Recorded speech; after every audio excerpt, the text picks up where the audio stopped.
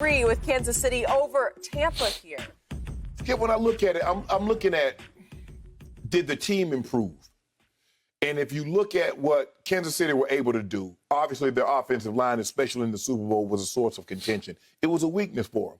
And they addressed that issue. They signed Joe Tooney. They went out and Kyle Long, maybe after that year and a half off skip, maybe it's done him well because he's a phenomenal player prior to him having these injuries. I think he had a shoulder injury, had an ankle injury.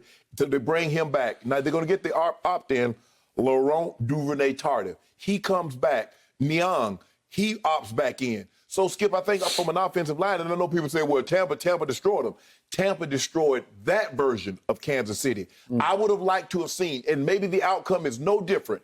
I would have liked to have seen the team that showed up in October or early November. I would have liked to see that team with the offensive linemen, everybody intact, and then we play from there. But Kansas City said we have some issues. And also yesterday, Skip, I think it was yesterday, maybe it was Sunday, they signed Jaron Reed, who had a nice career in Seattle. 1 year had 10 sacks, another year had 8 sacks.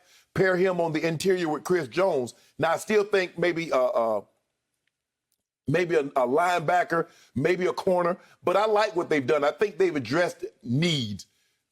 Did Tampa get any better?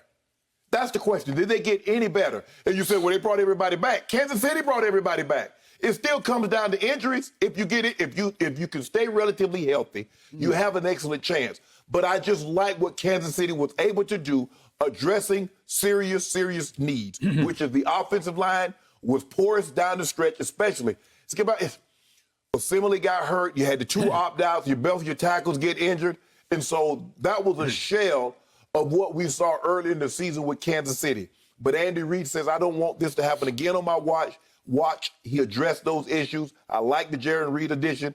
Tampa re-signed all their guys. And we'll see if that pays off because the year before, Kansas City re-signed all their guys, and it didn't work out in the end. So I love what Kansas City was able to do. You love what Kansas City was able to do, and you still think the Chiefs are better than the Buccaneers. That wasn't the question. Okay. Well, yes, it was. They're ranked first to Tampa second. Better, hold on. Better as a team? Well, should they be 1 or 2? I put them at 1. You put them at 1. I put them at 1. You're comfortable. They're a better team than the Buccaneers. Because, Skip, it's kind of hard, like, where was the improvement that Tampa made? So, in other words, you're saying Tampa was so great, they were so overwhelming, they didn't need to make any improvements. Okay. So, here's what I think about this. I'm going to remind everybody, for the final 3 quarters of the regular season game, albeit at Tampa between Kansas City and what I call Tampa Bay, the final 3 quarters, Tampa Bay won that game 24-10. Now, they ended up losing 27-24 because they could not stop Tyreek, who went off for 203 yards receiving in the first quarter. A nightmare of a disaster. But after that, they settled in, locked in. Brady started to figure out the defense, and here they came, and they won the last 3 quarters 24-10. They won the Super Bowl 31-9, and it was a flat-out butt kick. Yeah. So if I add up 24-10 and 31-9 over the final 7 quarters that these two teams competed with each other, the score was 55-19 in favor of Tom Brady's team, and that score haunts me because once upon a time my Oklahoma Sooners lost to the USC Trojans in the national championship game 55-19. But that is a complete and utter wipeout.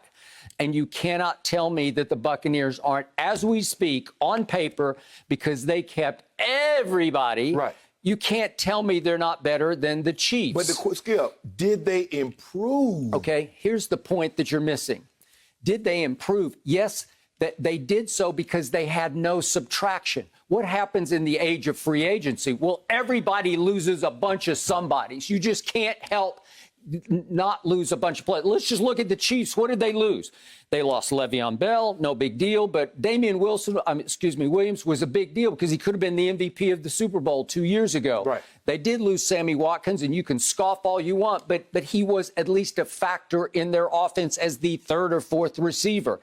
And then they lost 2 offensive linemen that played in the shadows, and Austin Ryder and Stefan Wisniewski, the center, and then Mitchell Schwartz and Eric Fisher were their 2 studs, and they just had to let them go because they were afraid of both of their injuries. Skip, they weren't there in the Super Bowl. Okay, but I'm just saying Wisniewski and Ryder were there in the Super Bowl, and now they brought in Kyle Long out of retirement. Do you realize from 2016 to 2019, he managed to play 30 of 64 games. So 34 out of 64 he missed. He played fewer games than he missed.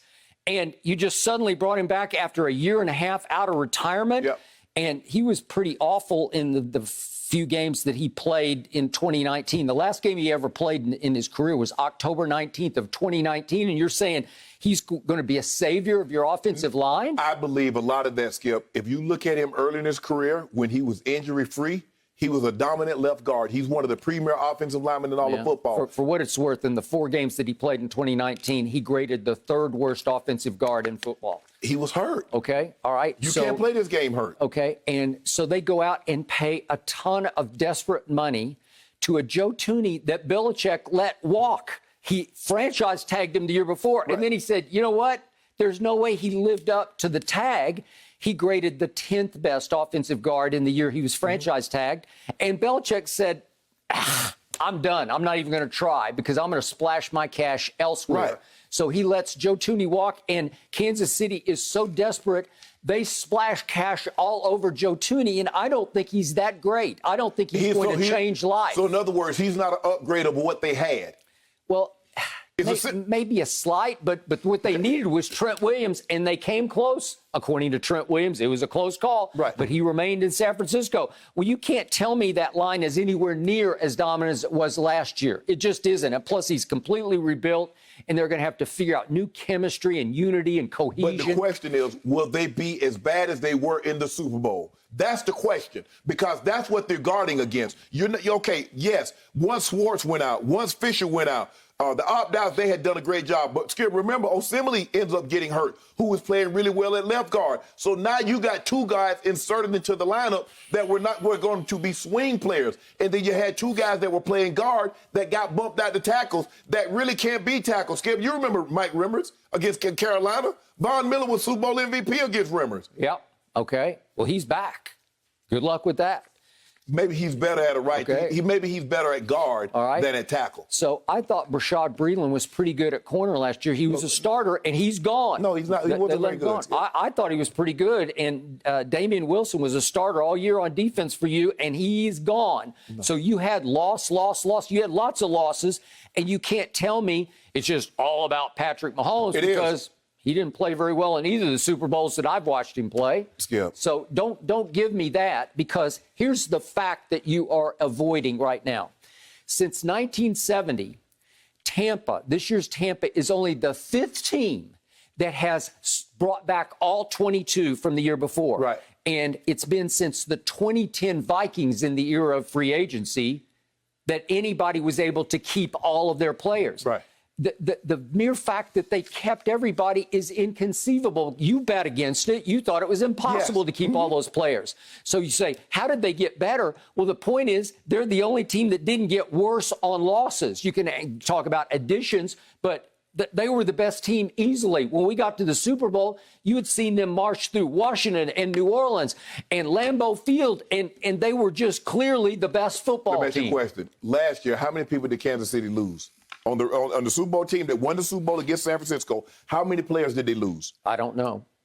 Till they going into last year? Yes. I don't know. We're not doing that topic, so I don't know. I didn't look at it. That's my point, Skip. Okay, well, what is your point? How many did they lose? I don't know. Help me out. Tell me how many. They had the opt-outs. Okay. They had, Tardif opted out and Niang opted out. All right. And I think, you know what? And I think their running back opted out. He did. But if you look at Damian Williams opted out. Up until the injuries befell the offensive line, Skip, they were playing unbelievable. The way the Kansas City Chiefs are built, they're built like a lot of teams. If we have a dynamic offense, we're going to put points on the board, force you to make you become one-dimensional, then we could go headhunt your quarterback. Well, if we can't do that, if teams can run the football, or it's a nip-and-tuck ball game where you can't make the other team one-dimensional, Kansas City's defense wasn't that good even when they won the Super Bowl. It's always been about their offense. That's why they fell behind 24-0. That's why they fell behind 17-7. And what happened? Pat Mahomes got hot. He forced the other team. They took Derrick Henry out of the game. put the ball in Tannehill's hands, and he couldn't do anything. Okay. So you said, wow, they signed Jaron Reed. Well, Seattle let him walk, and they signed Taco Charlton. You've laughed at Taco Charlton, right? He got a couple of sacks last year for them. Okay. He got more sacks for them than he got for your Cowboys. Okay. So my point is, I don't see how they got any better. Maybe they're somewhat better in the offensive line, but as a football team, they didn't get shockingly better. And Tampa Bay not only stayed the same, but what did Brady say during Super Bowl week leading up to the game? We will be better next year. Okay, that's your question. And they will be because of continuity, repetition. They're going to run it back because they didn't have much of an offseason because of the pandemic. Let me ask you a question. That's the very same thing that Dak Prescott and Mike McCarthy. We will be better next year. What team? Who cares about what the Cowboys say? So now, who cares? What team says we're not going to be better next year than the previous year? Name the time somebody's ever said that. Okay. You make it like it's breaking news. Tom Brady said we're going to be better. Time out. When in the history of football has a quarterback left one team and gone to another that was 7-9? Peyton Manning. 7-9. No, they weren't 7-9. They won the freaking division. They won the division. They won a playoff game at home. They won a playoff game. We're talking about the Buccaneers, the worst franchise in the history of sports and winning position. Win position. Okay. But what about the talent? What about the talent level? They were 7-9. What about the talent level? It changed because they got the best quarterback in pro football. Okay, did they play any preseason games in the history of this league? Nobody played any preseason. Okay, I'm asking you, did any team in the history of this league ever not have any preseason games? No, it's never happened. It was a pandemic. The last pandemic, there was no football going on in 1970, excuse me. Tom Brady took over a team that had no offseason, and he quickly molded it into his team, and they went and won the Super Bowl. It's impossibly great. Nobody had an offseason. Stop making it seem like Tom Brady was up against something nobody else was. He was starting over with a new team that had no idea how to win football games. So he's starting over playing quarterback. He had never played quarterback before. Had he ever played with Tampa Bay? No. Has he ever never had that much talent before? He's thrown to receivers in the park in Tampa and got run out of the park. Has he ever had that kind of offensive talent? Okay. But it takes, as you well know, it takes repetition. You can't just throw it together with no preseason games and say, hey, go win the Super Bowl. And they did. So they did. So let me ask you a question. So from the preseason to the Super Bowl, they played no games. They had no practice. It was just preseason. Okay, Tampa, you're going to the Super Bowl in the NFC. Okay, Kansas City, you're going to the AFC. So nobody practiced. Nobody played any games. Well, obviously. Okay, then you get better. Okay, but you can't get better on the fly. You know it. Why I know you can't? it. Okay, you can't get Super Bowl better. Shannon, they kicked your team's ass. They kicked it all over the field. Did you hear what they said after the game? Did you hear Devin White on our show? Did you hear Levante David? We kicked their ass. They did, Skip. Okay. But why didn't they say that in October? All I said was It takes time to come together as a football team when you get thrown together. Skip, all I said was I would have liked to see the version that showed up in October play in the Super Bowl. The outcome may have been no different. The outcome could have easily been the exact same. But wouldn't you have liked to see that? All I know is everybody is back. I thought they would lose a couple of these guys, unless it's Antonio Brown leaving, but I don't think he's going to leave. So I think they're completely intact, which in this day and age is impossibly great. You bet against it. You said they're going to lose Shaq Barrett. They're going to lose Levante David, and they didn't. You're going to lose Sue. No, you didn't lose Sue. So in other words, even though they didn't get better because they stayed the same, everything's okay. So they had the best free agency. Yeah, by far, because they could have lost all those players, and you thought they were going to lose 2 or 3 of them. But, okay, so they have no weakness. So the Buccaneers have no weakness. Again, the defense was a weakness all year, but it came together right on schedule at New Orleans. So I'm just trying to figure out, how did they lose all them games then? How did they lose 4 games if they got no weakness? They lost 5 games. So how do you lose 5 games with no weaknesses? Because the defense got torched numerous times. So what about Brady? When Brady didn't show up against Chicago or against the Rams? Against New Orleans. Tom Brady, according to Pro Football Focus, graded out the second best quarterback in pro football during the regular season and the first best quarterback during the postseason. I'd say that's pretty great. That qualifies him as the best graded quarterback for the entire season in football. Just look, Pro Football Focus does what it does. Okay, fine. I don't really take anything what they say because, hey, I like to think that I played and I watched tape. I can watch tape and do all that too. But the fact of the matter is, I'm not trying to diminish what Tampa has done. Winning the Super Bowl is hard work. But you said name the team that's played in the pandemic where they weren't playing football in 1917. So it was unprecedented circumstances for everyone. Thank you for watching. You can subscribe here to get the latest from the show, and be sure to check out more of the best clips from Undisputed, or go watch a few other segments from our other shows on FS1.